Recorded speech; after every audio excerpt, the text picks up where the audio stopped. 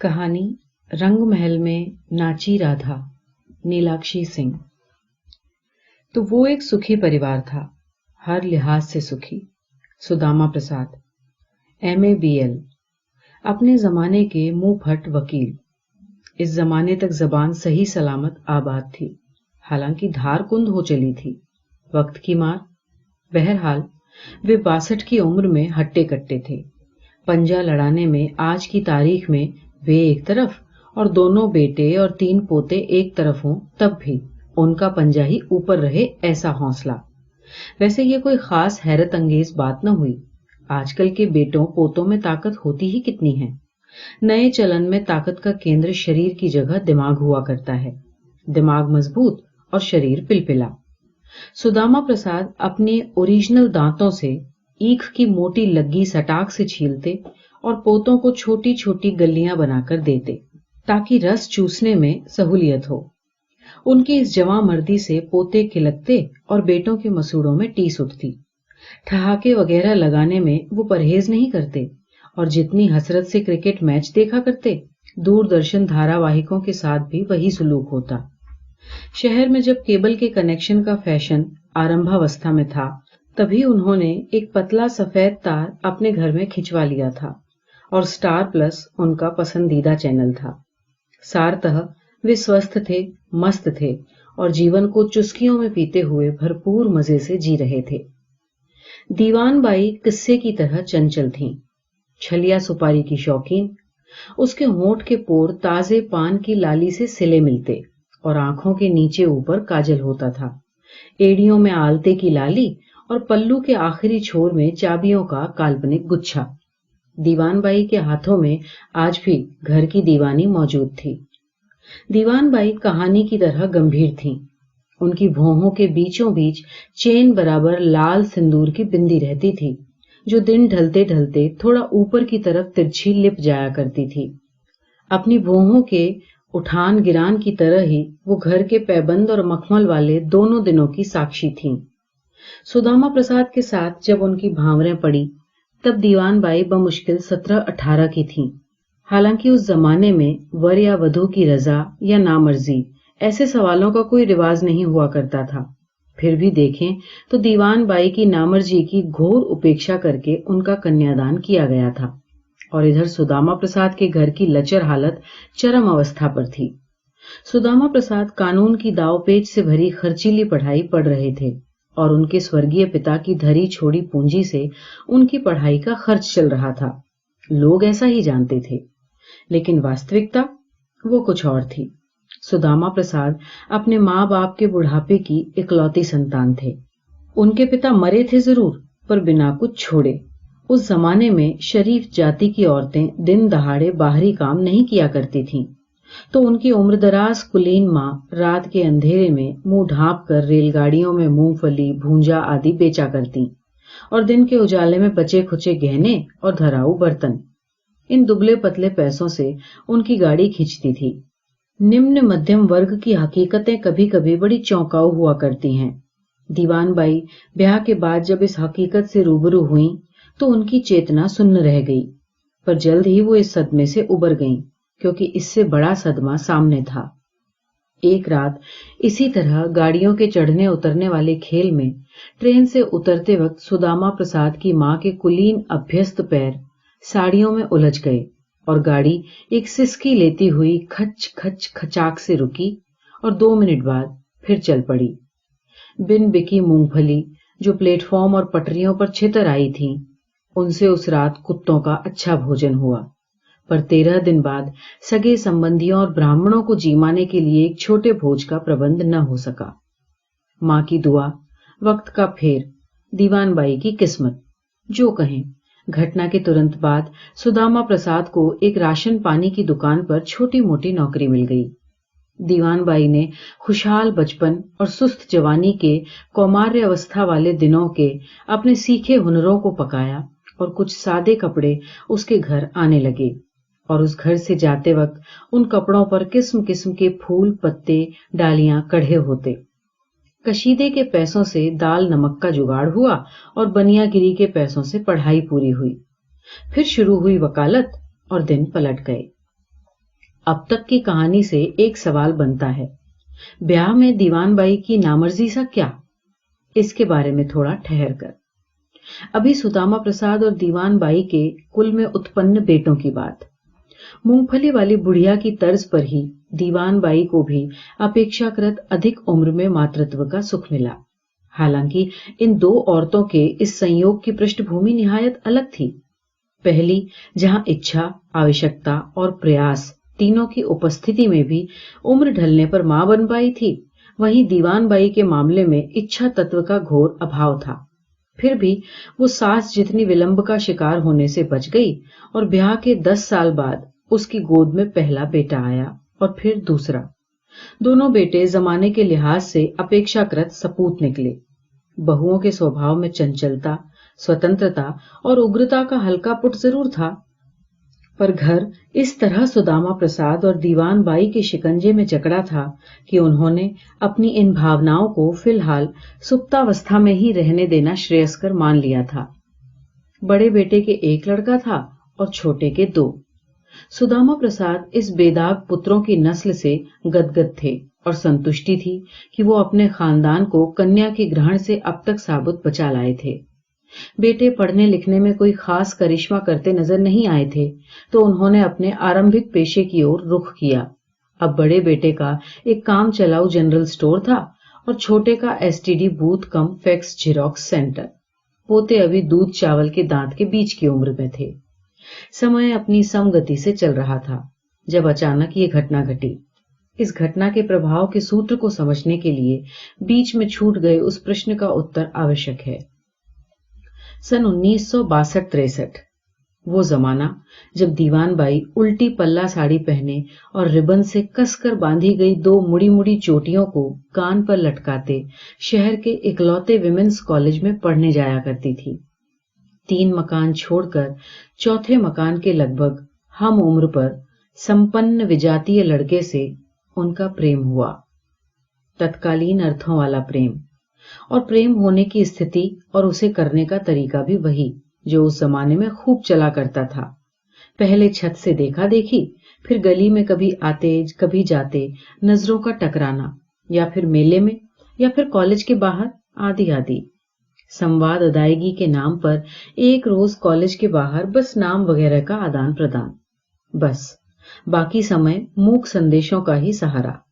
लेकिन ऐन वक्त पर दीवान बाई के पिता खलनायक के गेटअप में मंच पर नमूदार हुए। वे पेशे से वकील थे, लिहाजा लॉ कॉलेज में भी पढ़ाते थे, और वहीं से उन्होंने अपने लिए एक ज़हीन पर आर्थिक मोर्चे पर पस्त हाल जवाई ढूंढ लिया था। फायदा दोहरा, वर के सुयोग्य निकलने की गारंटी थी और कमजोर हैसियत के पितृहीन वर को अपनी हैसियत की धाक दिखाकर मुफ्त में कन्यादान निपटाए जाने से बचने का मौका भी था। दीवान बाई से न मर्जी पूछी गई न उसने बताई, बस जिभा होने के लिए अपनी गर्दन आगे बढ़ा दी। दूल्हा प्रसन्न, प्रेमी अवाक।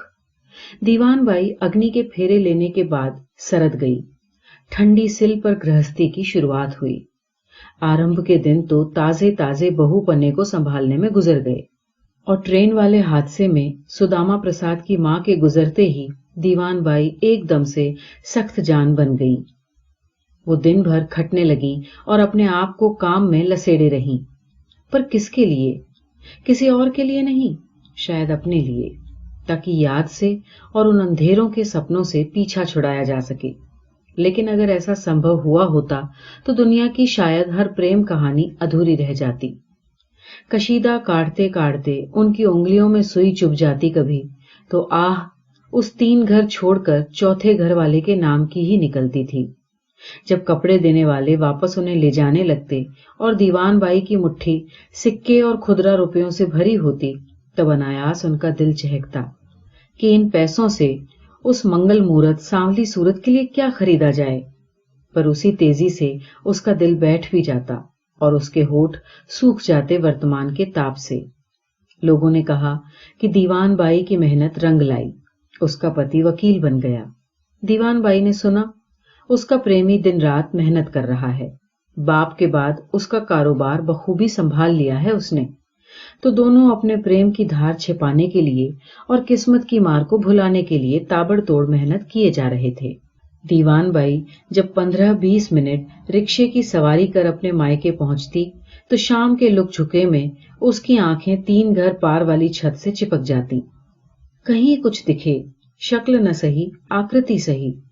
ایک بار دیوان بائی کا بہت ٹوٹ پھوٹ کر اماں ماما پاپا بولنے والا 1.5 سال کا بیٹا جب اس گھر سے دن دہاڑے کچھ پھل چرا لایا تھا تب دیوان بائی نے جم کر اسے پیٹا تھا۔ پھل چرانے کے لیے نہیں، بلکہ اس لیے کہ دیوان بائی کے لاکھ مانگنے پر بھی بچہ اسے وہ پھل دینے کو تیار نہ تھا۔ بچے نے مار کھا لی پر مٹھی نہیں کھولی۔ اس کے سو جانے پر دیوان بائی نے ڈھیلی پڑ چکی مٹھی کی انگلیاں سیدھی کی اور پسینے سے نہائی بیلی کی 3 کلیاں وہاں سے نکالی۔ ان 3 مرجھائی کلیوں کو اپنی ہتھیلی پر کھلایا، آنسوؤں سے دھو دھو کر۔ دیوان بائی جب ان کلیوں کو بھرپور پیار کر چکنے کے بعد اپنے آنچل میں باندھ سہیج لینے چلی تب بیلی کی ایک ننھی پنکھڑی اس کے نیچلے ہونٹ کے پور سے چپکی رہ گئی۔ دیوان بائی کی جوان آنکھوں کے سامنے اس کے پریمی کا گھر بسا، اس کی بال بچے دار لدی پھدی آنکھوں کے سامنے اس کے پریمی کے گھر کلکاریاں گونجی، اس کے چلنے کے اس پار سے چاند اور سداما پرساد کو باری باری سے دیکھتی آنکھوں کے سامنے اس کا پریمی ودھر ہوا، اس کے دور کی چیزیں دھندلی دکھائی دینے والی آنکھوں کے سامنے اس کے پریمی کے بال سفید ہوئے، اور اب تھوڑا بھی زور دے کر یا لگاتار کچھ دیکھنے پر پنیا جانے والی آنکھوں کے سامنے اس کے پریمی کے دونوں بچے اپنے پریوار سمیت کار درگھٹنا میں مارے گئے۔ چھوٹا شہر تھا، قصبہ کہیں، بات سیجتے گوشت کی خوشبو کی طرح پھیلتی تھی۔ شہر کا ایک عزت دار بھلا آدمی اور ایسی وپدا، شام شام استریوں کی آنکھیں بھر آئی تھیں اور پروشوں نے لمبی آہیں لیں۔ سداما پرساد شام کی تفریح سے گھر لوٹے اور ان کے بدحواس ہونٹوں پر یہ خبر تھی۔ گھر میں ٹی وی پر انتاکشری دیکھنے کی تیاری تھی، سب اپنا اپنا آسن گرہن کر چکے تھے، بس ان کی ہی پرتیکشا تھی۔ دیوان بائی چشمہ چڑھا کر جلدی جلدی صبح کی پالی کے چاول بین رہی تھیں۔ یہی درشیہ تھا جب منچ پر سداما پرساد نے آہیں بھرتے ہوئے وہ ناٹکیہ سمواد پریشت کیا۔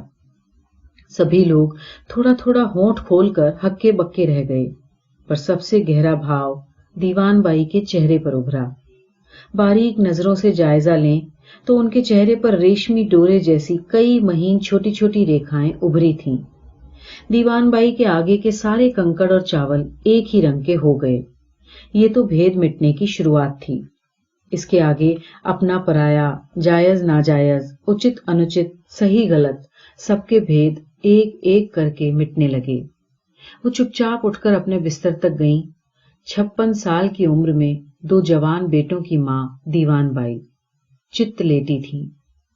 اس کی پلکیں پتھرائی سی اندھیرے میں ٹنگی تھیں، ان پر ایک نوجات ماں کے تتلے دودھ کی بوندیں پھیل رہی تھیں۔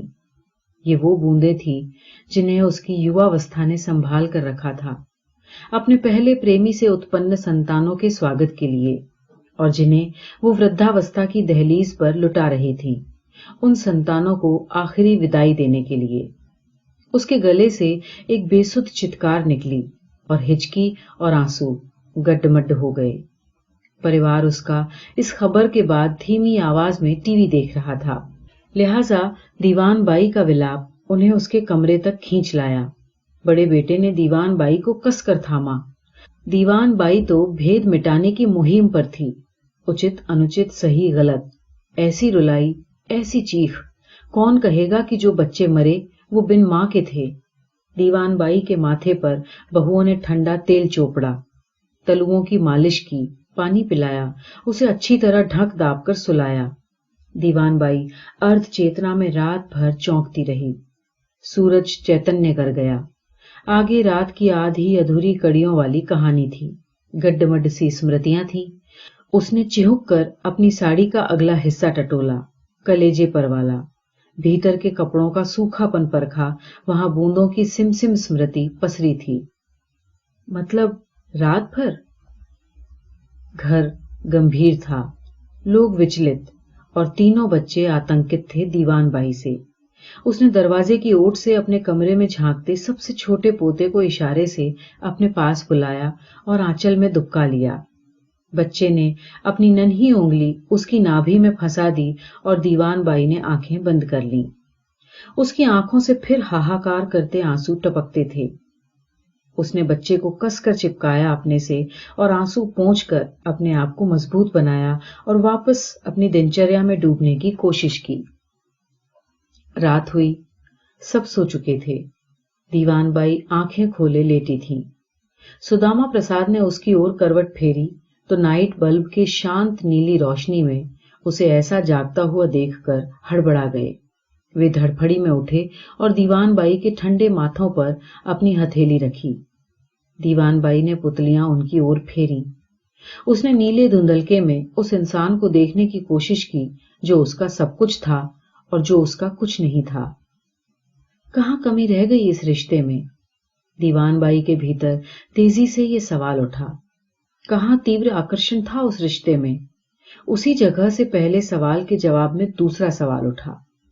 सुदामा प्रसाद ने उसे खींचकर अपनी बाहों में समेट लिया।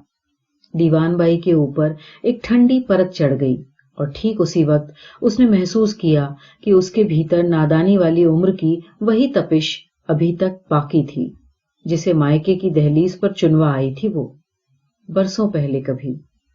पर दीवान बाई और सुदामा प्रसाद की गृहस्थी की नींव ऐसी कच्ची थोड़े न थी।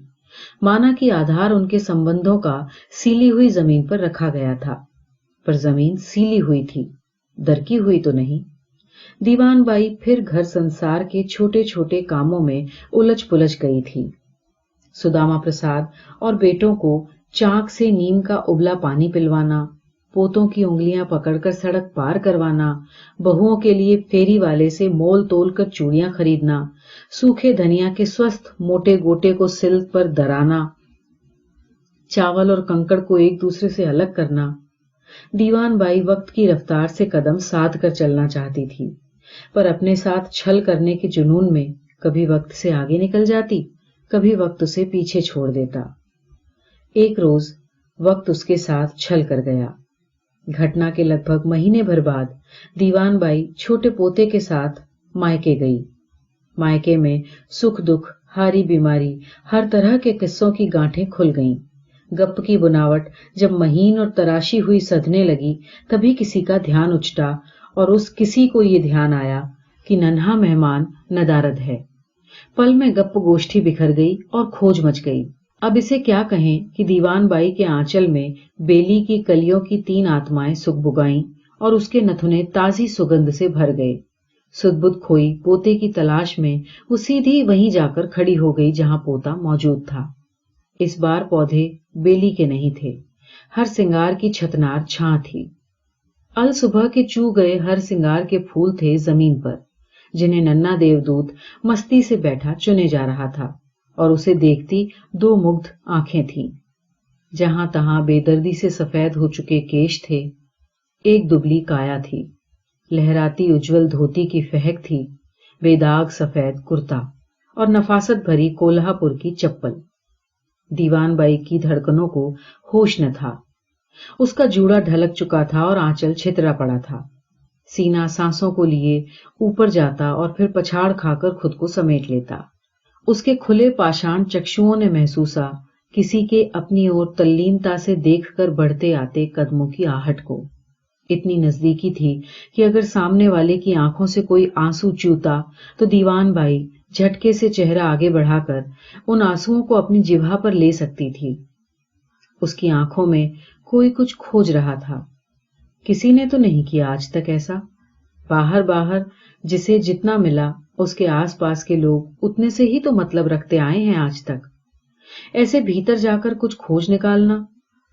उसकी इच्छा हुई कि सामने वाले की आंखों को जिस चीज की तलाश थी उसमें, वो उसे और भीतर छुपा ले अपने में, ताकि उस चीज की खोज में वे आंखें उसके भीतर तक उतर सकें।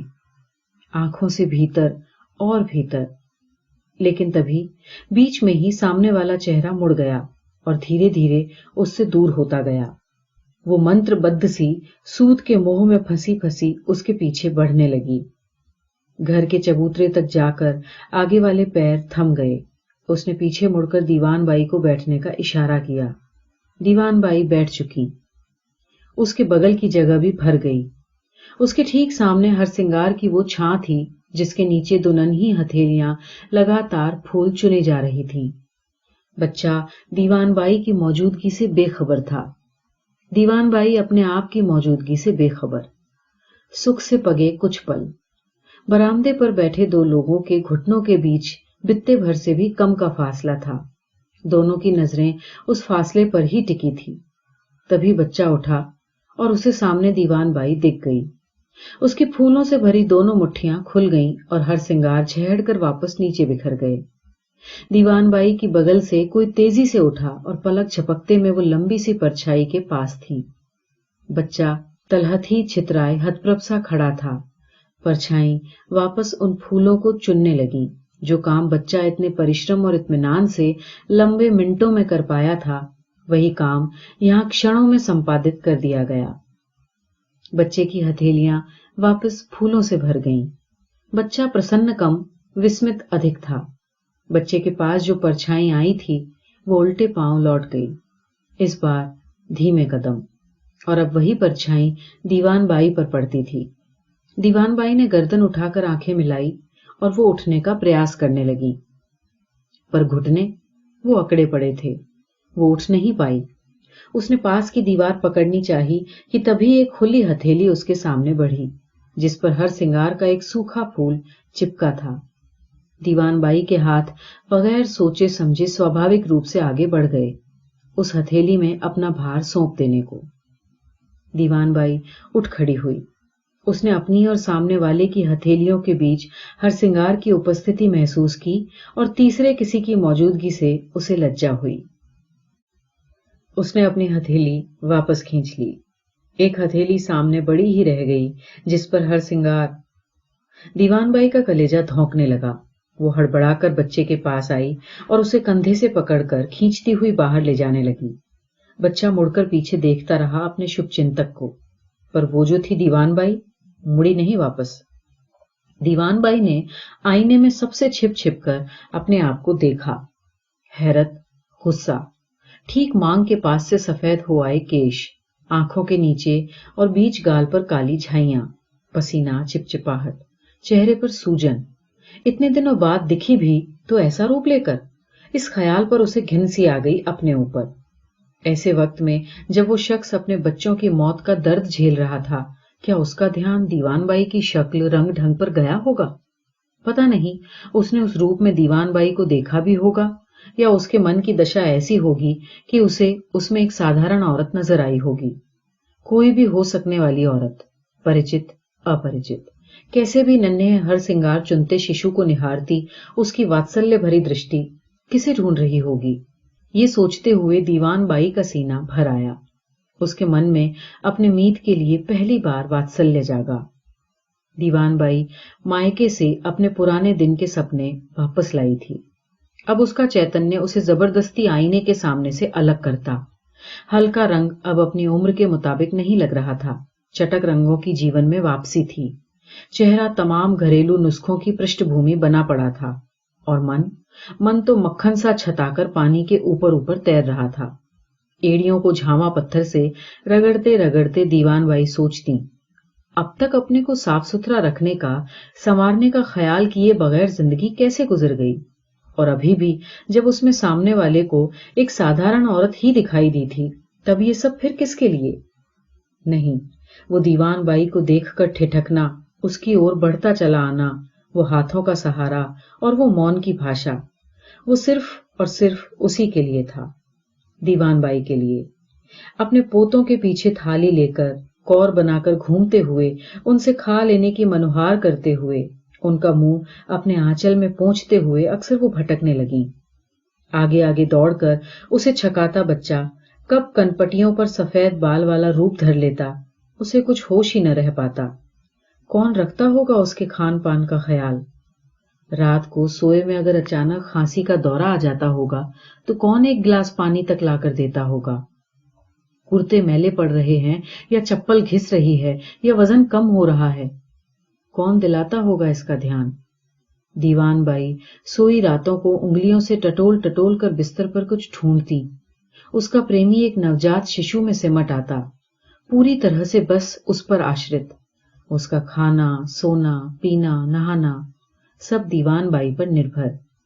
वो भूखा होता तो उसके होंठ दीवान बाई को तलाशते, उसे नींद आ रही होती तो उसकी आंखें दीवान बाई को ढूंढती।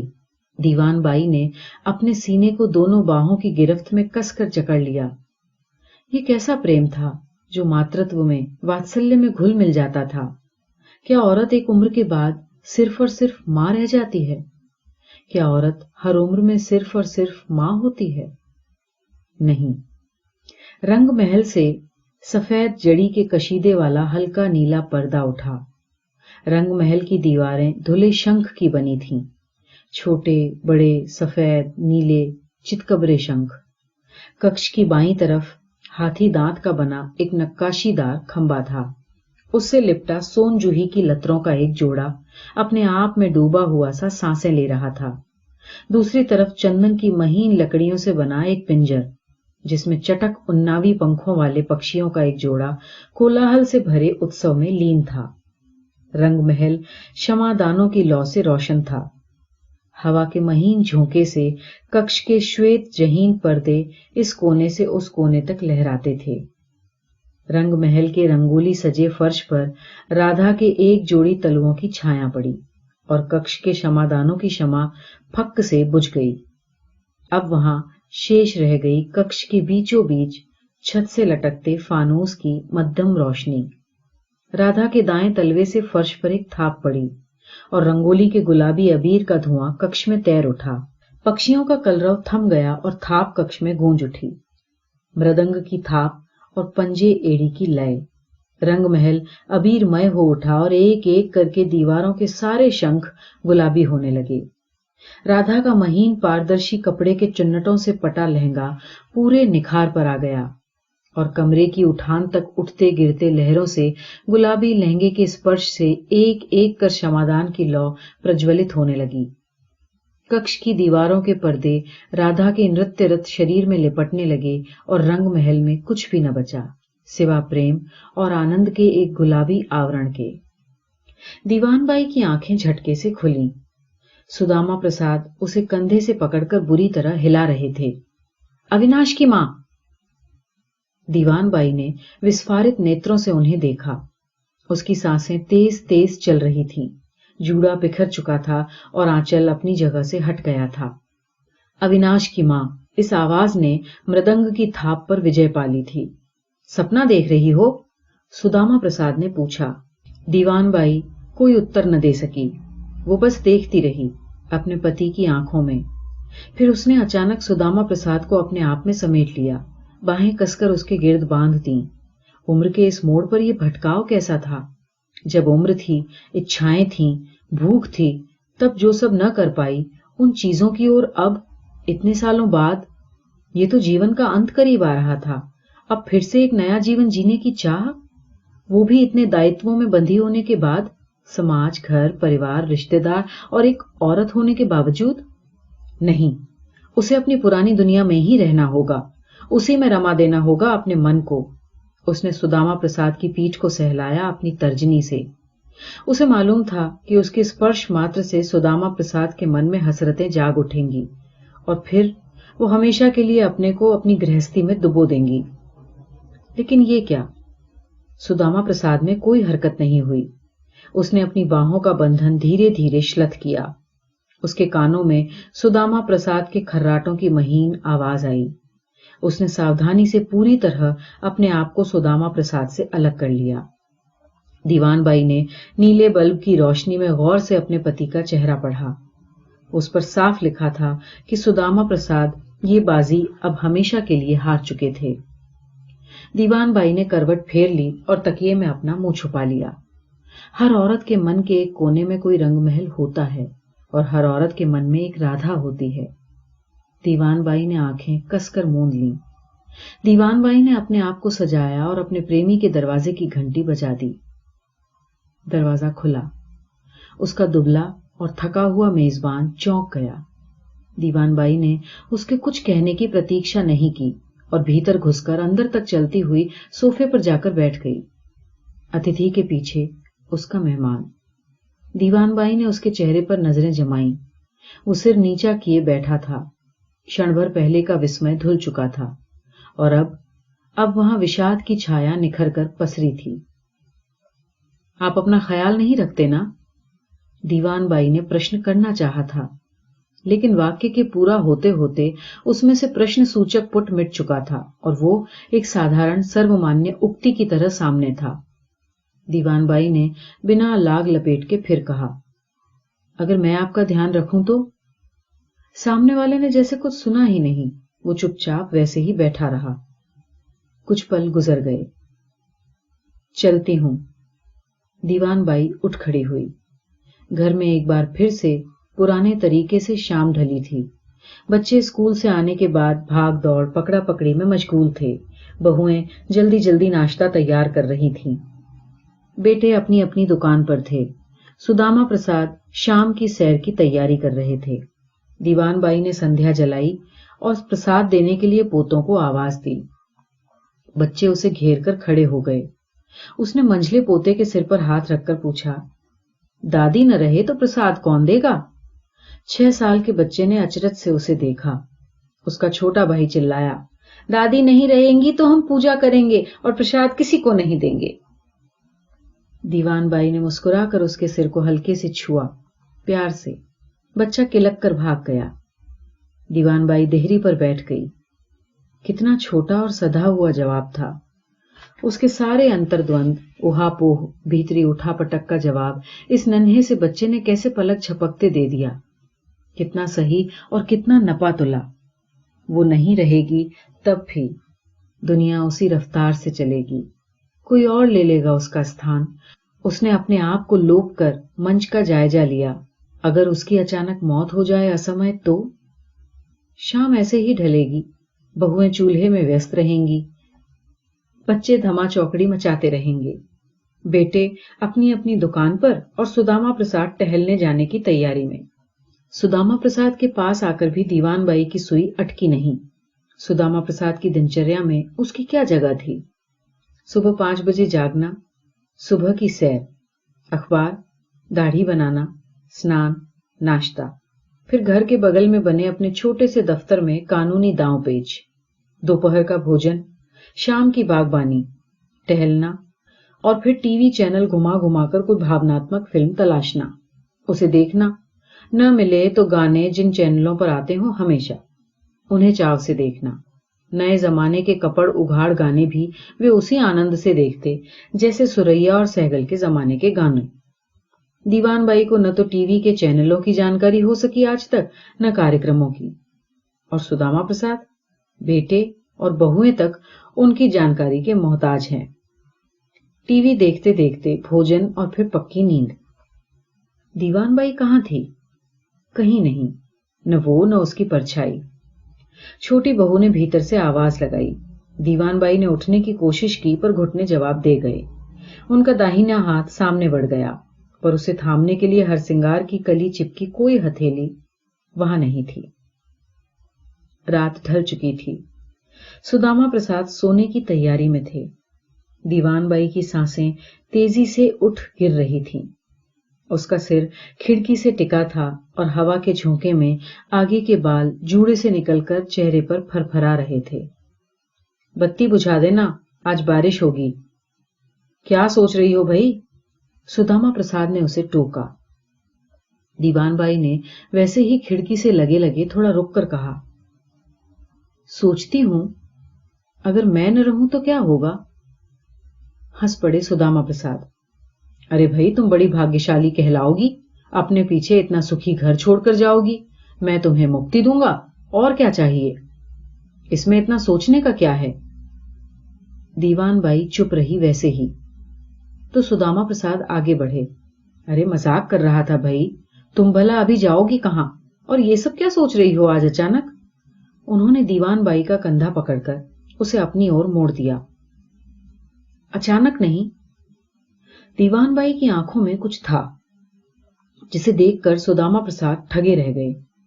वो बोलती गईं, अचानक नहीं, اگر میں کہوں کہ میں سنیاس لینا چاہتی ہوں تو؟ سنیاس؟ اس بار ہنس نہیں پائے سداما پرساد، حالانکہ بات ہنسنے کی تھی سراسر، پر دیوان بائی کی آنکھوں نے انہیں ہنسنے نہیں دیا۔ آپ ہمیں جانے دیں گے؟ کیا ہو گیا ہے تمہیں؟ کچھ ٹھٹک کر سداما پرساد بولے، میں سوتا ہوں۔ نہیں، جو بات مجھے آپ کو پہلی رات بتانی چاہیے تھی اسے آخری رات تو بتا لینے دیجیے۔ سداما پرساد نے آنکھیں چھوٹی کر کے اسے دیکھا اور اس کے ماتھے پر اپنی ہتھیلی رکھی۔ تاپ نہیں ہے مجھے، میں ٹھیک ہوں۔ شادی سے پہلے کسی اور کے ساتھ میرے سمبندھ تھے اور اب میں اس کے پاس جانا چاہتی ہوں۔ دیوان بائی نے مٹھی میں آنچل کو دبایا اور پیر کا انگوٹھا زمین میں دھسایا۔ کیسے سمبندھ؟ یہ ہتھوڑے کی گہری آواز تھی۔ من کے سمبندھ۔ سداما پرساد نے دونوں ہاتھوں سے اس کا چہرہ پکڑا، اس کے بالوں کو بھرپور کھینچا اور اتےجت ہو کر اسے دھکیل دیا بچھاون پر۔ وہ بے طرح کانپ رہے تھے۔ میں اس کے پاس لوٹنا چاہتی ہوں۔ اس گھر کے سارے کرتویہ پورے کر دیے میں نے، اور ابھی آپ نے کہا تھا کہ میں اپنے پیچھے ایک سکھی گھر چھوڑ کر جاؤں گی۔ آپ نے کہا تھا کہ آپ مجھے مکتی دیں گے اور مجھے مکتی چاہیے۔ دیوان بائی بستر پر ہانف رہی تھی۔ سداما پرساد جھپٹ کر اس تک پہنچے۔ مکتی میں تمہیں دیتا ہوں۔ انہوں نے دیوان بائی کا گلا پکڑ لیا اور پوری طاقت سے اسے دبانے لگے۔ دیوان بائی جھوج رہی تھی، ماتھے سے، ناخون سے۔ اسے مکتی چاہیے تھی، لیکن مر کر نہیں، اسے جینا تھا۔ اس نے اپنے دانت گڑا دیے اپنا گلا دباتے ہاتھ میں، کلائی سے تھوڑا اوپر۔ بندھن شلت ہوا اور وہ جھپٹ کر الگ۔ دونوں یودھاؤں کی سانسیں پھول رہی تھیں۔ سداما پرساد جلدی سنبھلے اور انہوں نے تابڑ توڑ مارنا شروع کر دیا دیوان بائی کو۔ انہوں نے دیوان بائی کو مار مار کر کے چور ڈالا۔ آخر وہ پتی تھے اس کے، اتنا تو حق بنتا تھا۔ دیوان بائی نے اٹھنا چاہا پر وہ بھربھرا کر بستر پر بکھر گئیں۔